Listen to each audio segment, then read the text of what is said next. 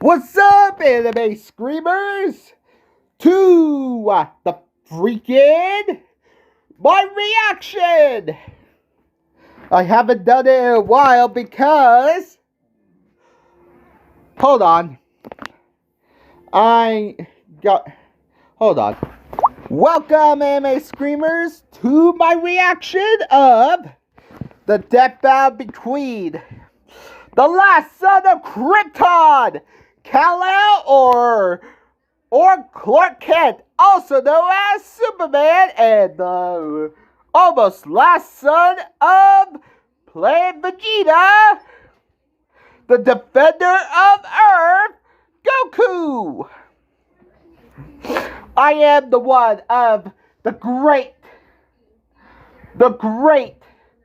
combination of both anime and horror, the power of both collided in a single star, the Anime Screamer. Welcome back to Anime Scream 1798. And you know my reactions.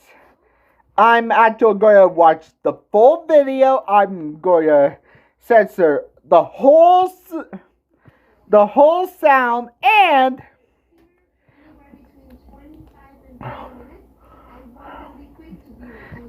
this is actually epic because Goku and Superman we're going to see who's going to win in a death battle.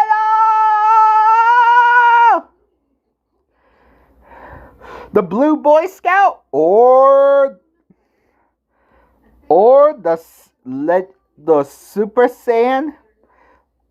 Okay. If you're going to ask Emma Screamer, how many times did Death Battle did Goku versus Superman? 1, 2. This is the third time. Yeah. The first time, Goku lost. The second time, Goku lost.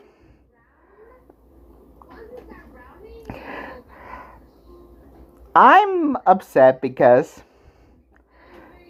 well, the Man of Steel is basically, honestly, no offense to the creators of Superman, but honestly, the Man of Steel is iconic, but Goku just need to lose. Superman need to lose because he won twice because Goku just because I'm a Dragon Ball fan and Goku just because Frieza won and Vegeta got wrecked against 4. So, let's get into the death battle. Make sure to like, subscribe, and comment. Let's get into the death battle. And this is not my intro. Courage. Sponsored by BetterHelp.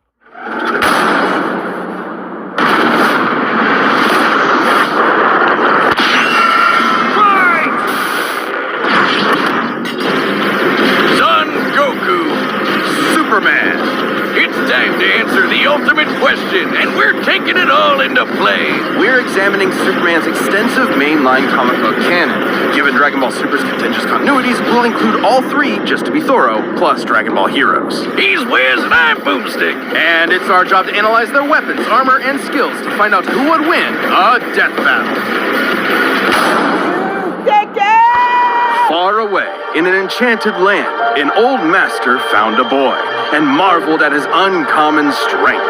This is the story of Son Goku. Chances are, if you've watched some localized anime, you can thank this guy. Inspired by martial arts films and his wife's interest in Chinese culture, Akira Toriyama crafted the story and the character that would define generations to come. Dragon Ball! Kakarot was born a low-class Saiyan on the planet Vegeta, narrowly escaped its destruction by Frieza, and was raised on Earth by happy old Grandpa Gohan. Not just raised, but trained. Gohan began Goku's teachings in martial arts, which he would find to be his true calling under the guidance of Master Roshi.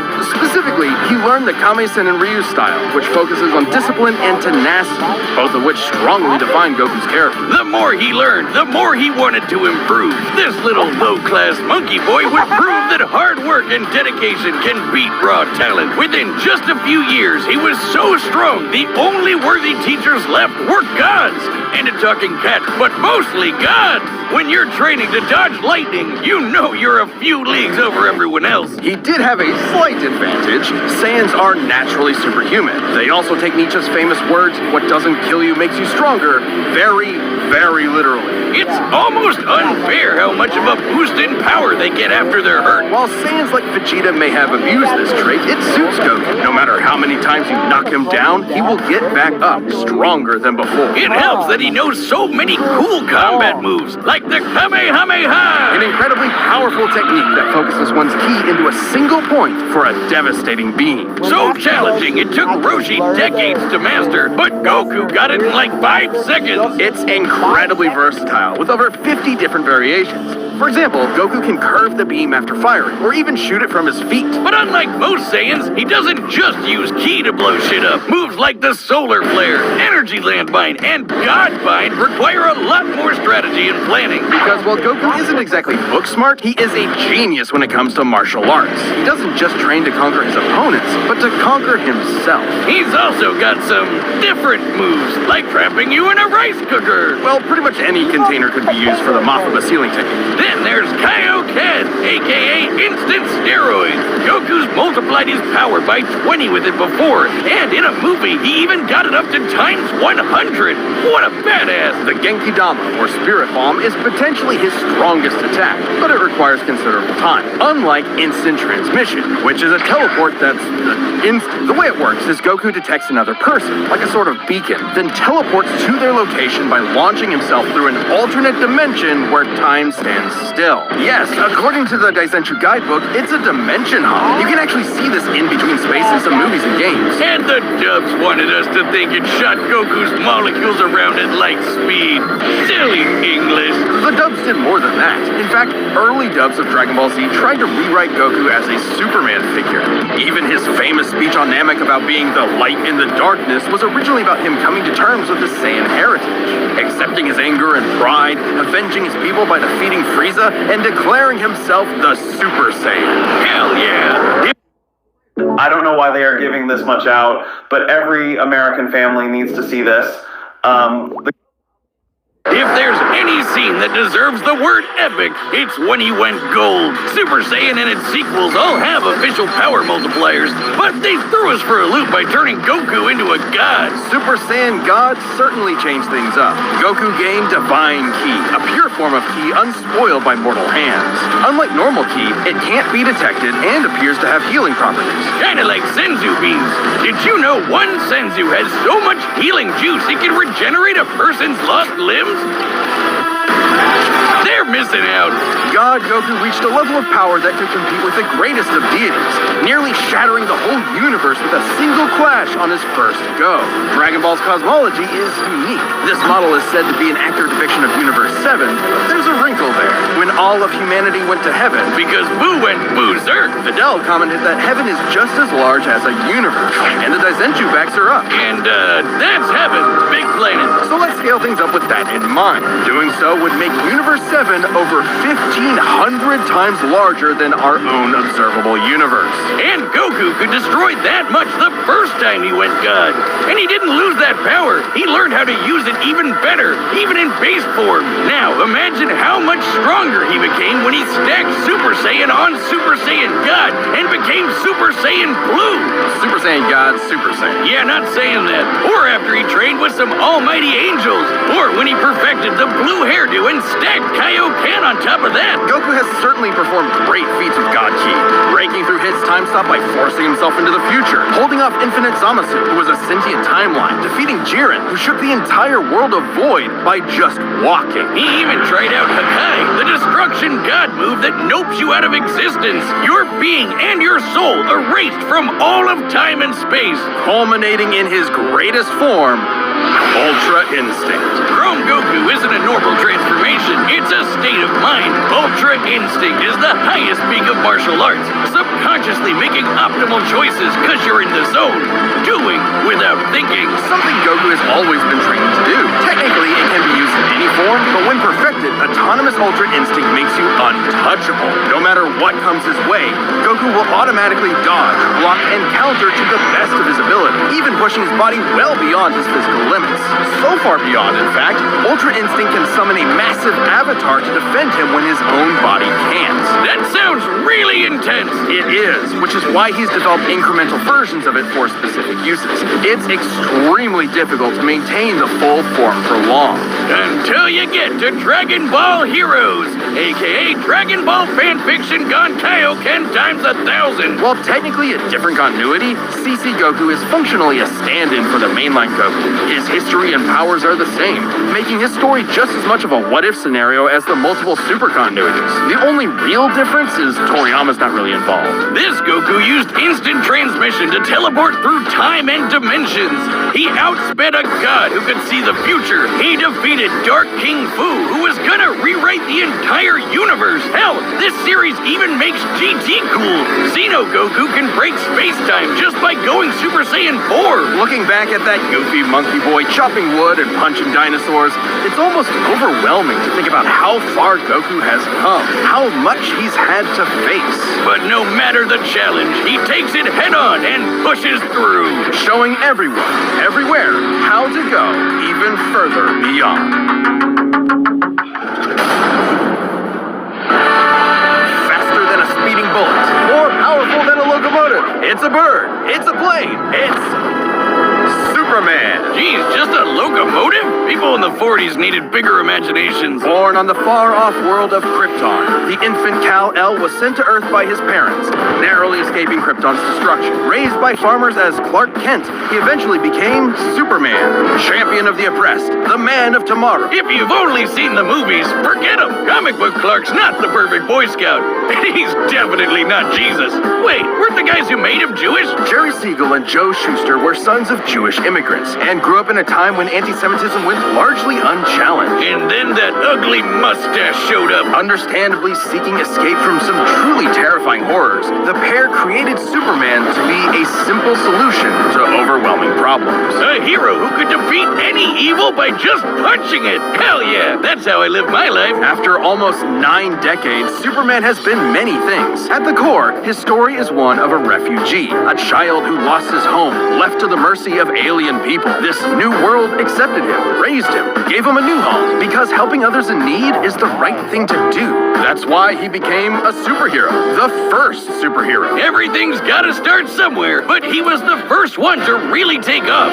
I mean, not literally. It took a while, actually, before he learned how to fly. In fact, when Clark discovered his Kryptonian heritage, he struggled to accept it and subconsciously developed mental blocks, severing him from his true power, which he would uncover throughout his life. He's strong enough to shoulder press the weight of the earth for 5 days straight, or crush coal into perfectly cut diamond. That's not how that works. He's fast enough to reach the edge of the universe in seconds, or even break the bonds of infinity. Wait, he can do all that, but Batman can punch him out? Really? You're probably thinking of Elseworld stories outside main canon like Dark Knight Returns. It's a good question, though. Superman's powers have fluctuated over time for a variety of reasons. However, for Death Battle, we take the characters at their best. Yeah, like how his breath is so powerful he can sneeze away a solar system, or blow air cold enough to freeze ghosts. Speaking of, his X-ray vision doesn't just see through walls. He can see through your own body and mind to examine your soul. And yet, he can't see through lead. That's That's okay, though. He can just burn through it with his face. Since he gets his power from the yellow sun, his heat vision burns with the fire of a star. And if beams aren't enough, he can blast it out of his whole body for a super flare. It used to totally drain him, but he's learned how to control it. Simply put, Superman's powers defy physics. My favorite examples of this are when he rebuilt the reality-warping miracle machine from memory, or punched Brainiac so hard every version of him felt it through all of time, or when he gained 10 years worth of medical training through only 5 minutes of reading and then successfully performed lung surgery. Nice. My favorite example is when he smelled brownies in North Dakota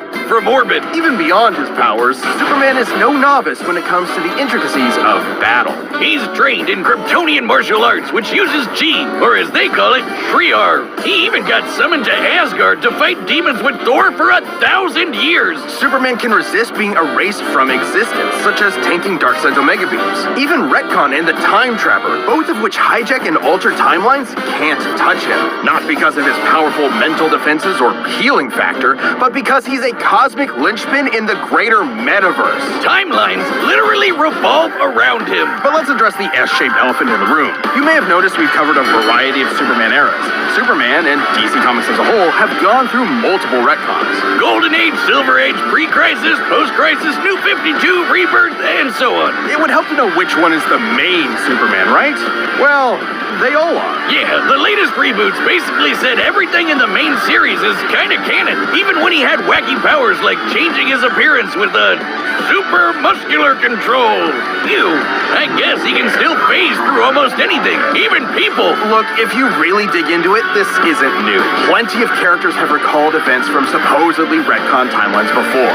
Yeah, post-crisis Supes did start as less powerful than in pre-crisis, but that was because of the mental blocks. Though he's not a complete composite, there's so many other Supermen out there. Future Superman, Big Robot Superman, Commie Superman, Dinosaur Superman. There's a bunch. Still, this new canon has affected his abilities.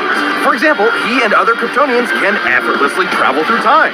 And while Superman's powers stem from the Earth's yellow sun, exposure to a blue star increases them even further.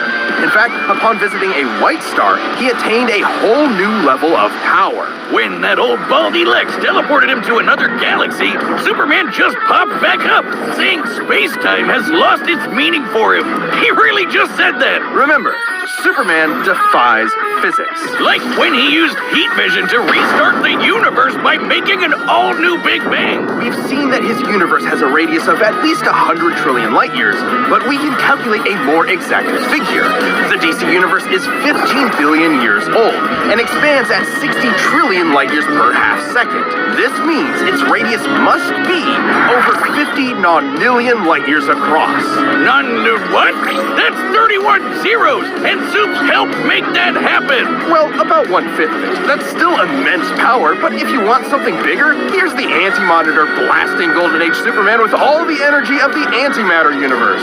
And then Superman, punched him so hard it kickstarted another one of those reboots. Now, Superman does have weaknesses. There's kryptonite, of course, and exposure to red starlight can fade his powers over time. Not all at once. He has been able to move planets around while under a red star, so... And everyone knows Superman can't deal with magic, but it's more accurate to say he doesn't have any special resistances to it. He's defeated plenty of magic users before, even Shazam. Superman challenges the idea that absolute power corrupts absolutely.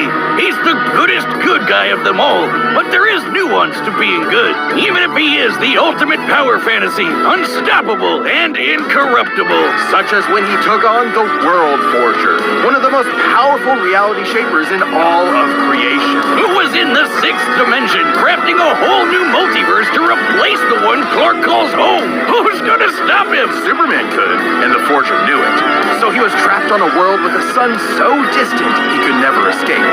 Or so the Forger thought. Instead, Clark found the strength he needed to fly at that sun, dip through a ton of stars, KO the World Forger, and shatter his new multiverse with a single punch. Because that's Superman, a simple solution to overwhelming problems. He's the kind of person to save a cat from a tree, answer Christmas cards from strangers, and tow hundreds of planets to a new galaxy all in the same day. What's not to like? Truth and justice has no better champion than the Man of Steel. When I'm going live up here, I can count on Cricket to keep up. Hey, Ashanti, did you get the new stimulus last night? What is stimulus? The new stimulus. They just released it last night. Check your bank account. This episode of Death Battle is sponsored by BetterHelp. Whiz, it's getting to be the holiday season again, and I just know Mama Boomstick is finally getting me that new dune buggy I've been drooling over. What's gonna be stuffed in your stocking? A couple undiscovered elements would be nice, but the holidays are also about giving gifts to yourself. Maybe that means giving yourself a break during this busy month, or treating yourself when you have the time. And in anticipation of a new year, sometimes that means therapy. Therapy can be super helpful year-round, but especially during this season, the holiday blues are no joke. If you're thinking about starting therapy, consider giving BetterHelp a try. What's great is that it's totally online, so it's super flexible with your schedule and convenient. All you have to do is fill out a brief questionnaire and get matched with a licensed therapist.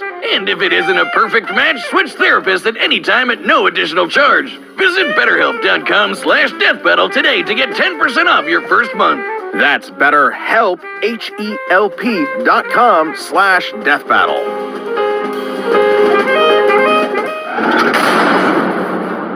All right, the combatants are set. We've run the data through all possibilities. It's time for a death battle!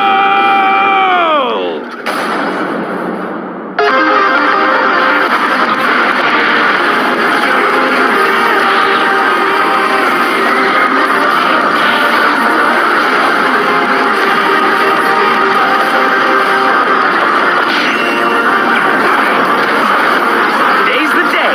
We'll finally settle who's stronger. If you say so.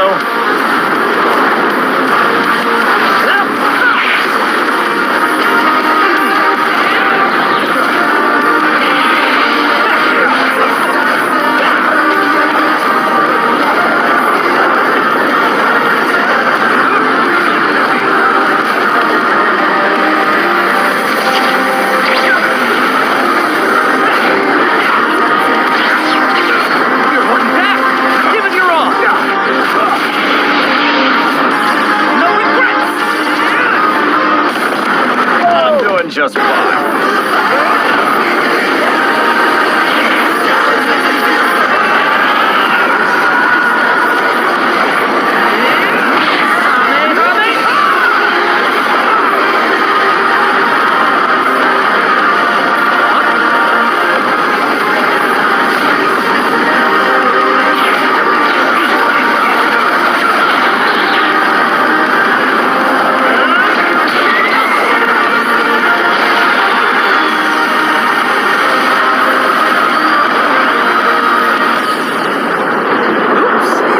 Well, I guess we can wish it back later. World made of cardboard.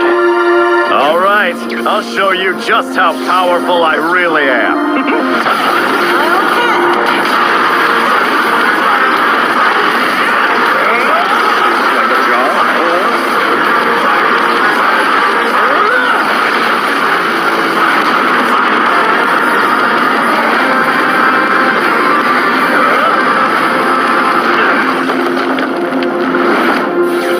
Well, what do you think? That was awesome. Nice suit. Oh, thanks. Kryptonian fabric. My mom made it for me.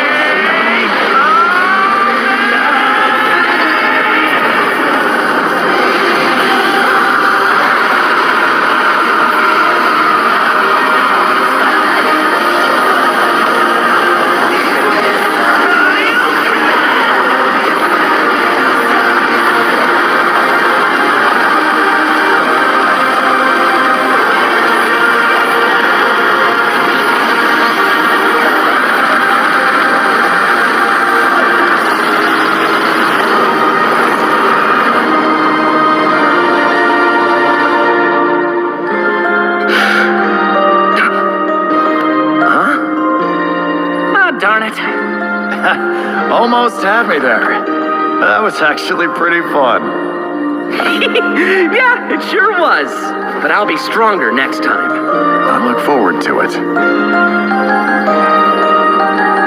Let's go again. You're on. KO! That's it! The final, indisputable answer!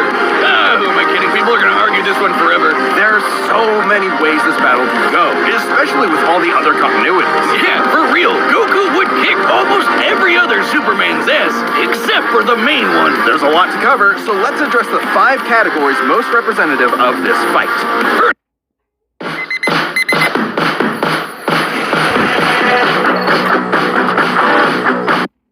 First up, strength. Both could hit hard enough to break or make their whole universe, or take it in stride, like when Superman got smacked by the whole antimatter universe. At most, Dragon Ball's universe is 1,505 times larger than our own. But based on the DC Universe's officially established age and rate of expansion, it is 1.6 vigintillion times larger, over a novemdecillion times more than Goku's. At some point, you reach a number high enough that it just doesn't mean anything anymore. Anyway, Goku's obviously gotten stronger since the Beerus fight, even by billions or trillions of times. He's defeated Jiren, Broly, Moro, and Fu. But even if we highball Goku by quadrillions or quintillions of times, the gap is just too much, especially with the World Forger feat. Not even heroes can beat that. Superman takes the edge in strength. But strength isn't everything. Let's talk speed. Both are obviously way faster than light, but Superman crossed that mega-sized universe of his in seconds and flew faster than infinity. Makes sense, he can keep up with the Flash, whose speed is so ludicrous it's unquantifiable. Don't count Goku out, though. Flying across the entire afterlife in base form and outspeeding Eos's future sight takes some crazy speed. Fighting Zamasu as an omnipresent merged timeline also implies immeasurable speeds. That, combined with instant transmission and ultra instinct, could probably keep up. Maybe. Quantifiably, Superman is faster, but both are immeasurable.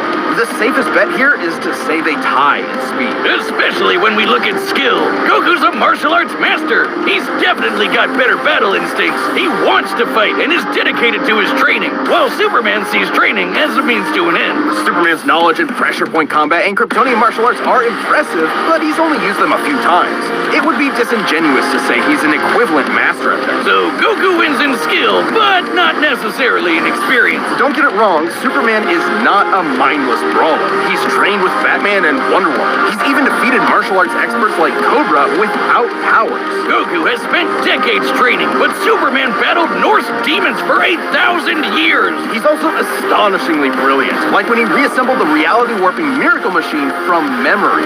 Experience obviously goes to Superman, but perhaps less obvious is our last category, powers. Hakai, Spirit Bomb, Mafuba, Instant Transmission, God Key, God Bind. How does Goku not win with those? In Dragon Ball, Ki is dependent on physical ability, so it's different from magic. God Ki is simply pure Ki, and magic isn't an auto win against Superman anyway, whose greater strength could break out of something like the God Bind. Mafuba and the Spirit Bomb would take way too long, and Goku's never successfully used Hakai before. Even if he did land it, Superman's impossible to erase from reality. Like, he's tanked Omega Beams, which do the same thing as Hakai. Superman can time travel, countering Instant Transmission's similar ability from Heroes. And regarding teleporting him to a red star, ignoring the fact that Saiyans can't breathe in space, though Goku's certainly tough enough to withstand a vacuum, Instant Transmission requires another person to act as a beacon. He can't just warp to any red star.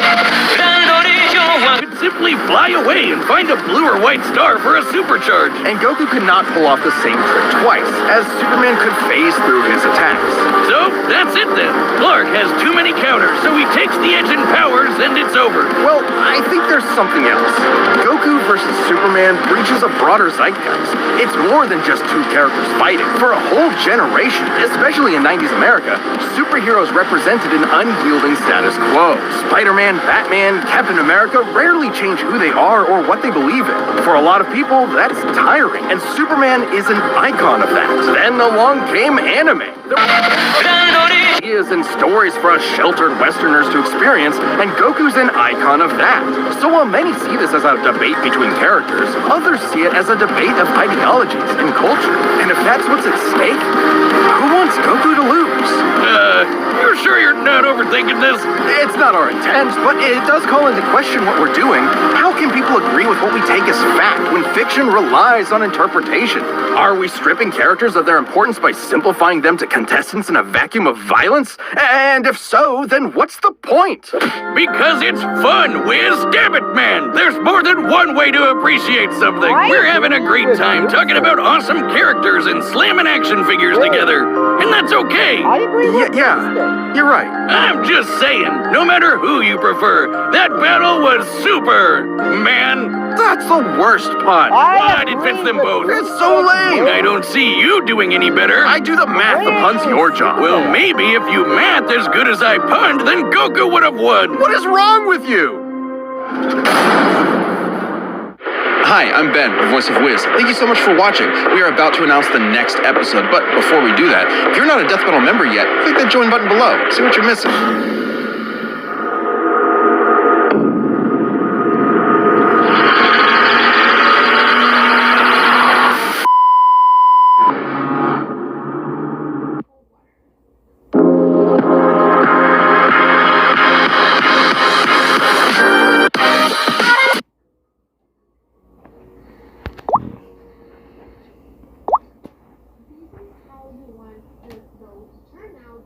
What? What? What? What?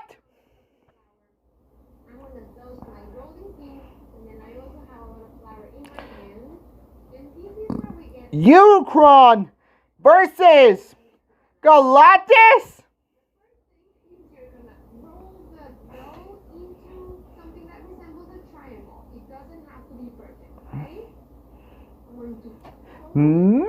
Motherfucker!